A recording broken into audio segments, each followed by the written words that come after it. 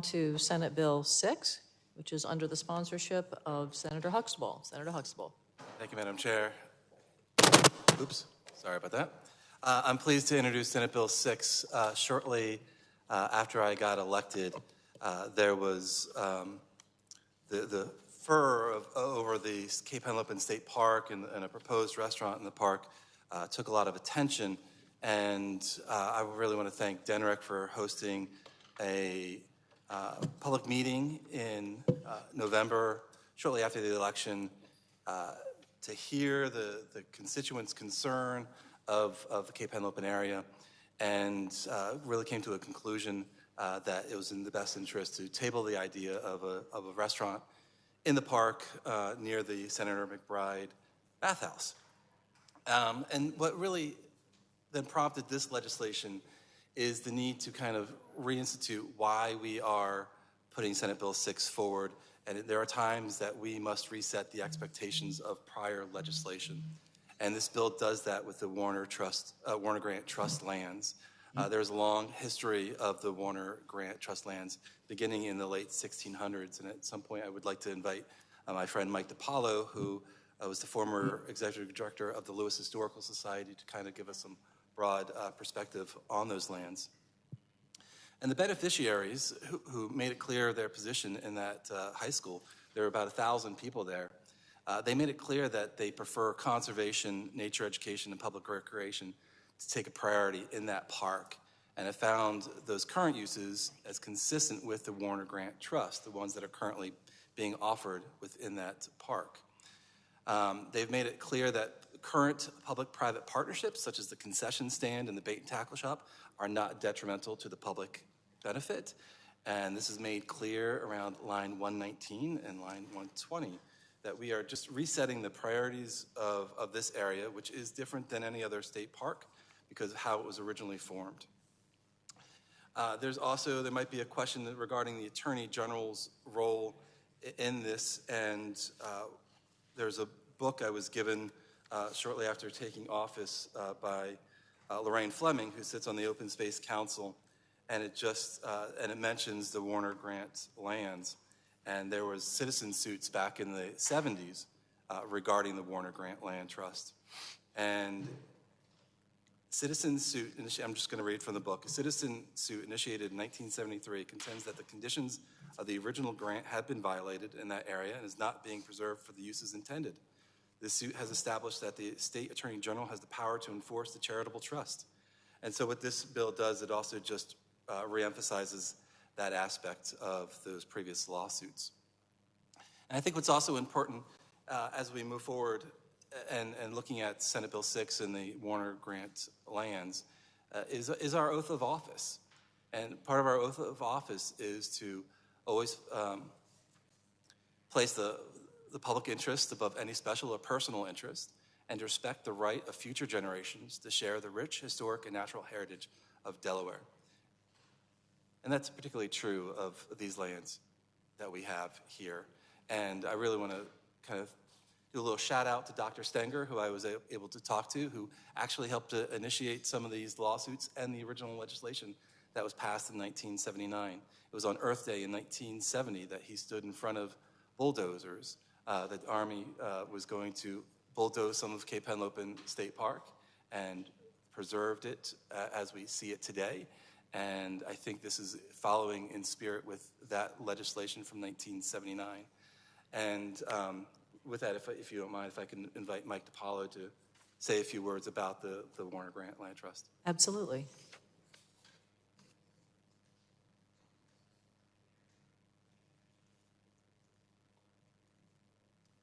Thank you. Thank you, Senator, Chairwoman Hanson, for the opportunity to address you this afternoon. Mike DiPaolo from Lewes, as Russ mentioned, formerly Director of the Lewes Historical Society for about 20 years. And researching the Warner Grant is something that I have found quite interesting, and I think it is quite an amazing feat of our country and our state that we're here again about 340 years later, still talking about this, and it's still a very relevant part of what we do as a state, a community, and a people.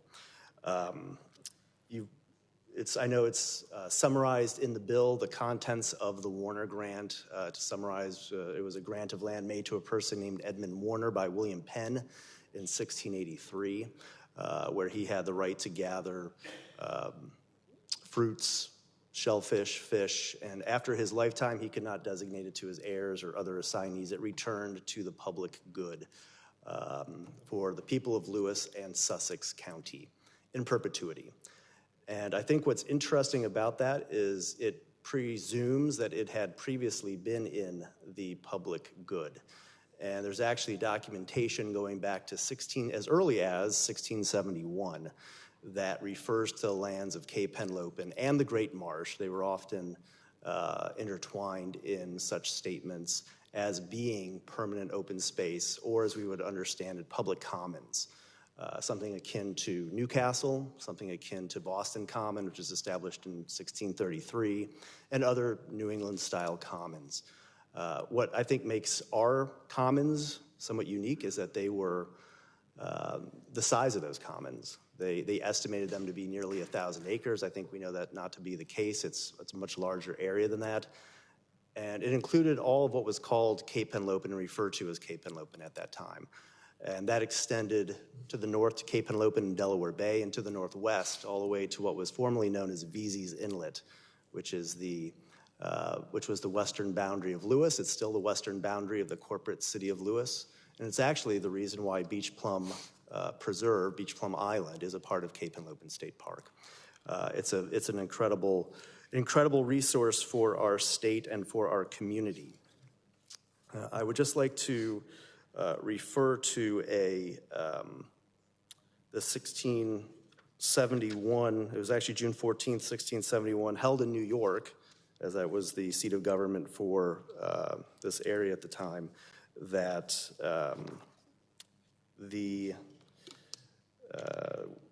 and pardon my language, but Lewes was referred to as the whore kill at the time. So I won't be using the original words for the area. Kill is Dutch for creek, such as Broadkill, the Schuylkill River, etc., and whore is, it hasn't lost its meaning over the last several hundred years. But that was the historic name of the town. It begins at the Beaverkill, which is the glade near Rehoboth, runs into the woods south and west and northeast of it until it becomes behind the creek, which is by the common land of the Whorekill, containing by estimation about 800 acres. This was 1671. There are other documents from the 1670s, from about 1680. A petition was made to Governor Andros from Lewes to maintain the public common of not just the Great Marsh, but of Cape Henlopen. And of course, the subsequent legislation, which is summarized in a report called Cape Henlopen, a title to Cape Henlopen, by the Sussex County Attorney Houston Wilson, who played an important role. Much of the legislation that you've referred to today, that's been referred to in the past in lawsuits, was established by Houston Wilson, in addition to another attorney, Basil Clare. But I think all that legislation, all the lawsuits, it clearly points to the idea of public common, public good. It actually contemplated, well, what is the common good? How much can the common good be? If somebody has the right to fish, could they take everything for themselves? And it did clearly contemplate a role for the town of Lewes earlier, the county of Sussex, and the state of Delaware to help enforce the Warner Grant. So this is where we get to be a small part of this 350 some years later. And I thank you for your time, and I thank you for your consideration of Senate Bill 6. I have a question for you. Don't go too fast. Sorry. Historically, what have been the uses of this property through time? Well, the original grant of the Warner Grant was to gather, as they said, cockles, shellfish, to hunt conies, which are another word for rabbits, and for the public gathering of hay, to graze cattle. At some point, probably on the lands near the Great Marsh, there was an expectation that Lewes would erect a schoolhouse on that land.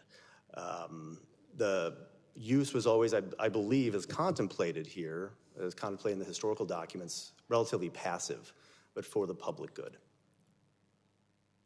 And Thank you. it was actually the lands, it was a lot of the reason why the lands were ceded to the United States for entities like Fort Miles, the Delaware Breakwater Quarantine Station, et cetera, then eventually granted back to the state of Delaware by the United States government.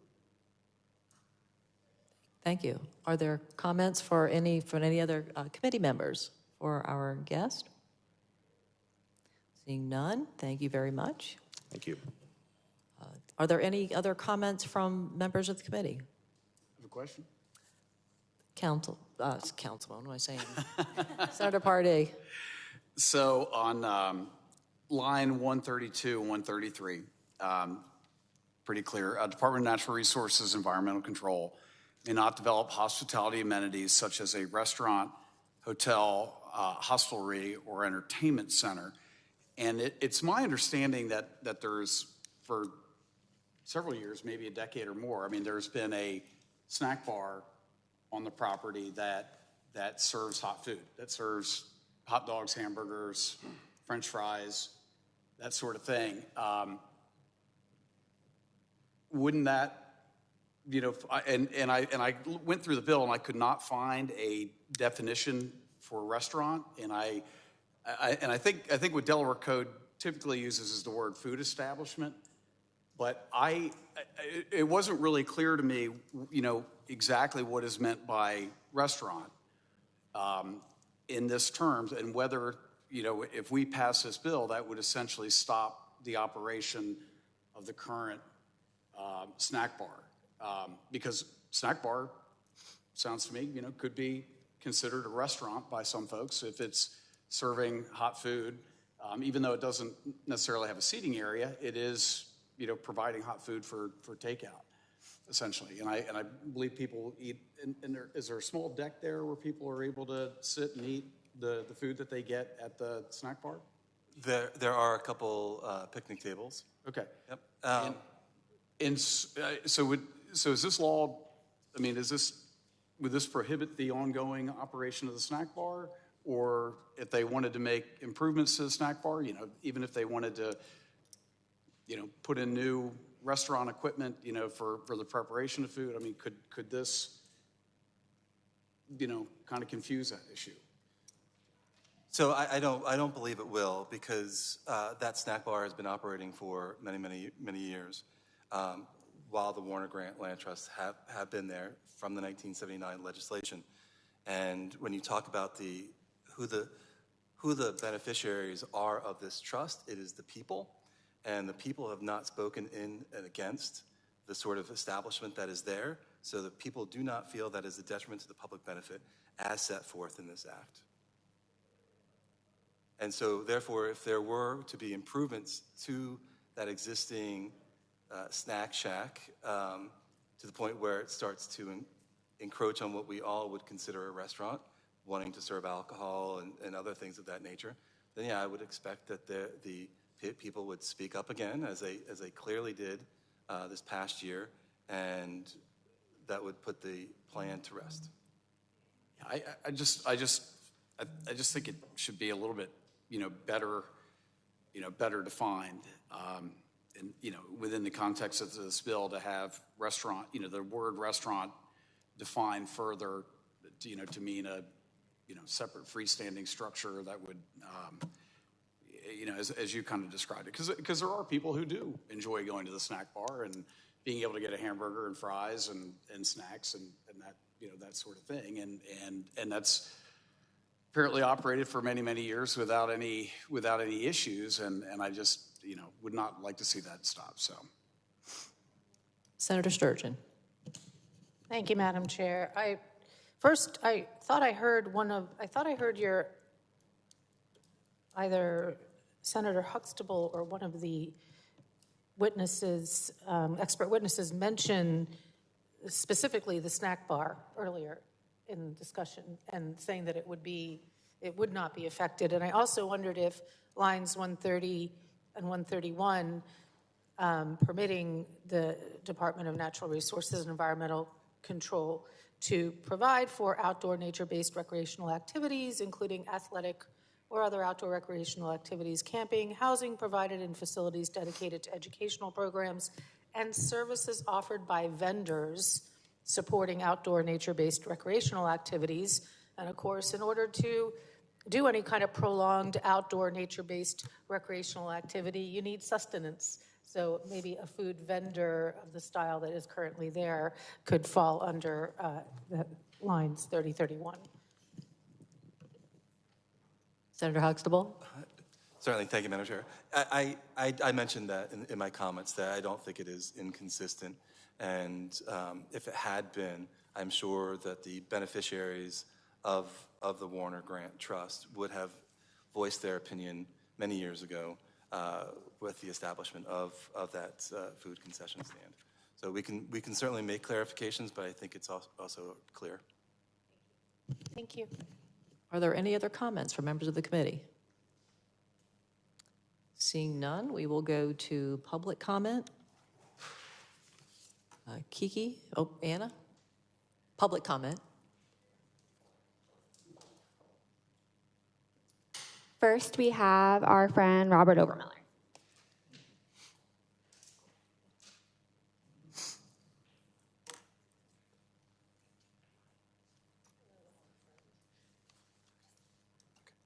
My name is Robert Obermiller, and somebody cursed me as being called a friend. That's okay. I support this legislation. Thank you for your time. Thank you, Robert. Next, we have Sally Boswell from the Preserve Our Parks Coalition, and you have 1 minute.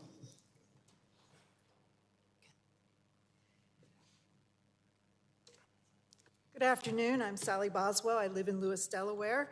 Thank you for inviting us to this hearing today and allowing us to speak. As you heard earlier, nearly 1,000 people showed up at Cape Henlopen High School on a weeknight in December to protest the plan to build a bar restaurant on undisturbed dune at Cape Henlopen. As it turned out, most were there to proclaim their love for Cape Henlopen State Park, but to also express their concern for this plan. We're all a little shell-shocked down in eastern Sussex County, where rural roads now have roundabouts and farm fields are planted in houses. But until last fall, we thought that development stopped at the gate to Cape Henlopen State Park. What we learned then is that our beautiful Cape Henlopen is not safe from development. Cape Henlopen State Park needs no adornment, no entertainment venues. All of those things are found in abundance as soon as you leave the park. But what is in the park you can't find anywhere else. It is the land, the sand, the point, the vistas, the ocean and bay, the dunes, the quiet, the wildlife, the trails. It is a resting stop for I'm sorry, now we're out of time. for migrating birds and also for people. Christine Bestek. I'm so sorry, ma'am.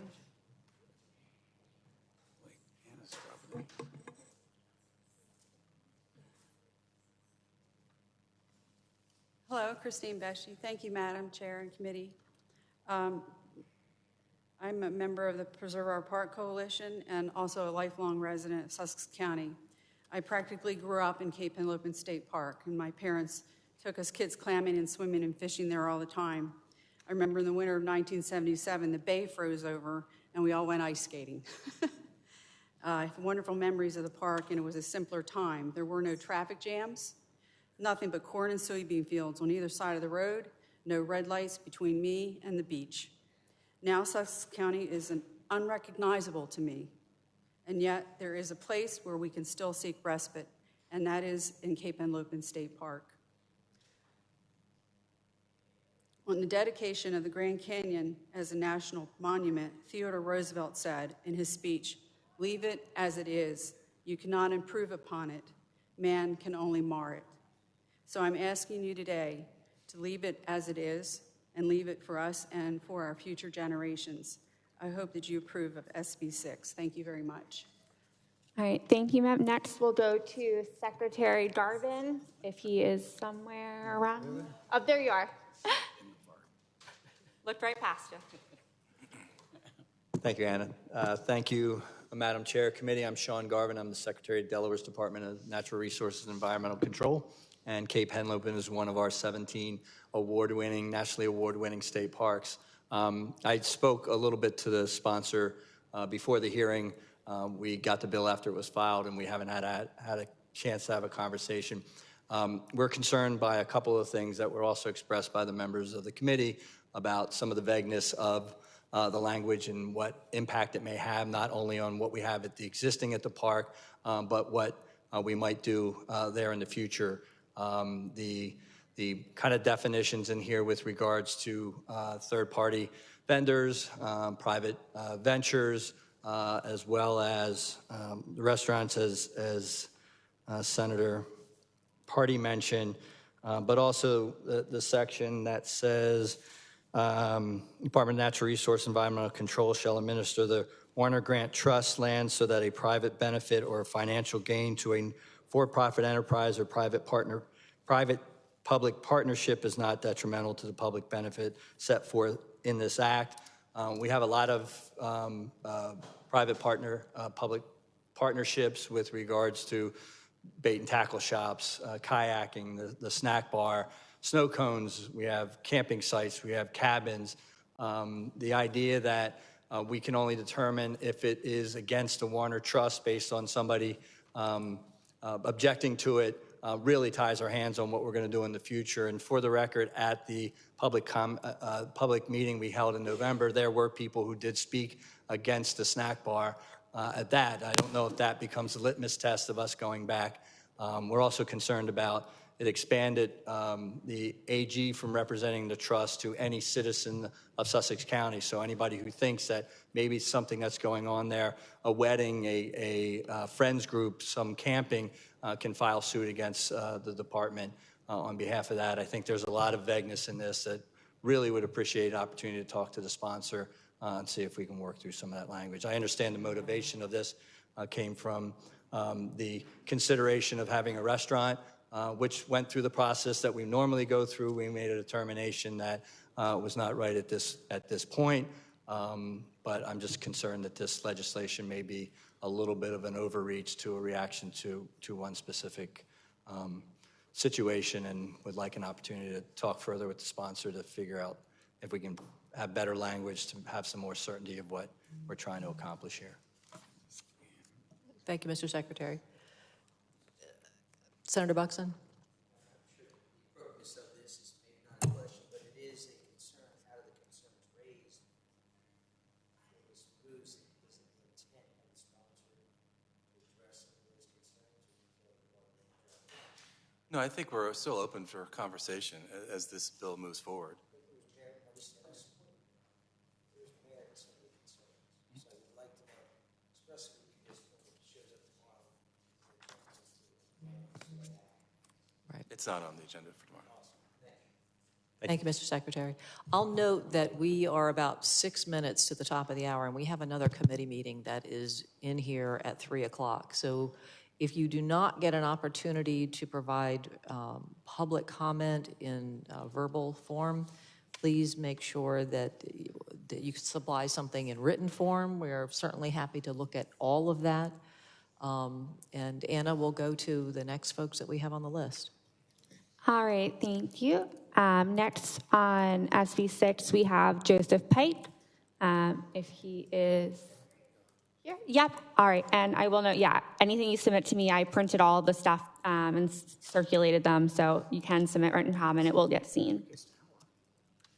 I will be very brief, since I have also submitted some other written material. I wanted to emphasize two ideas: continuity and preservation.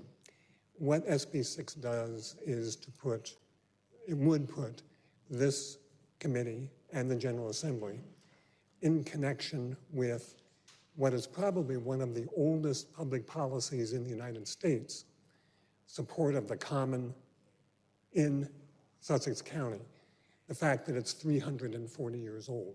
That continuity would not be broken through this bill. The other point I'd like to make is preservation. The Secretary has just made, I think, raised a number of points, concerns that his department has about this bill. In fact, it's important to realize that preservation can, in fact, be threatened by some of the activities that may be contemplated to go into the park. We do not disagree with the idea of improving the park. We do not disagree with the idea of making it more accessible to people. All right, thank you, sir. I'm so sorry. But next, can we move to Elaine Summerman?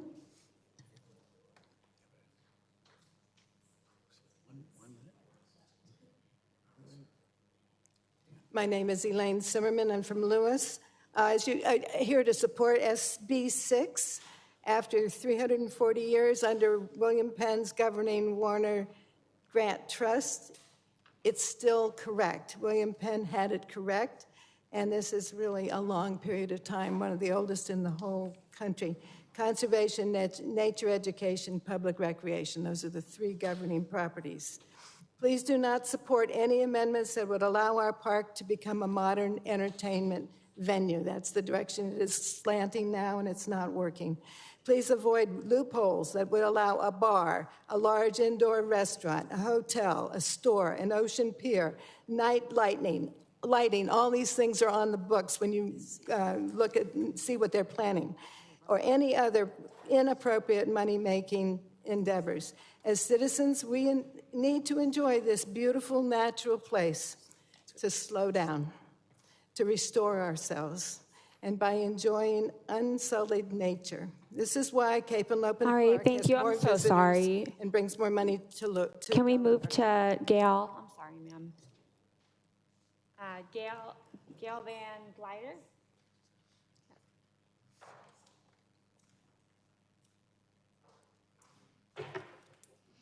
Gail Van Gilder. I'm here to support SB 6, and I'm here to address the need for the revision of the existing Warner Grant legislation. And what I have found is that over the years, things change, and nothing's been revised since 1979. And the way it's been interpreted today is very different from what was the original intent of the legislation. And I was former employee at State Parks, former executive director of Delaware Greenways for 25 years, started the state scenic byway program. I've worked on a lot of these issues. And what I've seen working under 3 secretaries and 3 state park directors is that things change as staff changes and administrative changes, and that's what's happened here. And so that's why we need to revise and change this legislation. Manage the park for nature, not nightlife and entertainment. Thank you. Thank you. Anna, how many more folks do we have testifying? So that was our last in-person. Now we would have the folks on virtual public comment, but Brandon, do you know how many folks we have that are here? Or virtually here? Yes, let me see how many we have signed up. Because we had a number signed up, but I'm not sure if everyone is still present. At this point, I want to turn, just if I could, to, hold on just a second, to Senator Pettyjohn, because I know that Senator Pettyjohn had Senate Bill 96 on the agenda and asked if he would be okay with us moving this to the next meeting so that he can be heard and his witnesses can be heard. Yeah, thank you, Madam Chair. That's fine. I've let people know that we're going to bump it to the next meeting, but I want to be able to have a good discussion about Senate Bill 96 when it's up. Thank you, Senator Pettyjohn. We have till 3:04, so we have 4 minutes left to get through as many as we can virtually, and then after that, we're going to suggest that anyone that would like to submit comments, please submit them in written form for the record. All right, Brandon, back to you. Okay, at this time, if you would like to provide public comment, please use the raise hand function at the bottom of your screen, and this is for Senate Bill 6.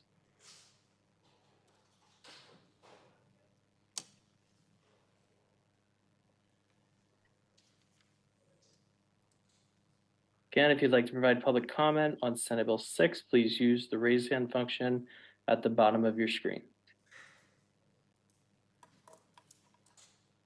Okay, no one has raised their hand, so that concludes virtual public comment. Oh, okay.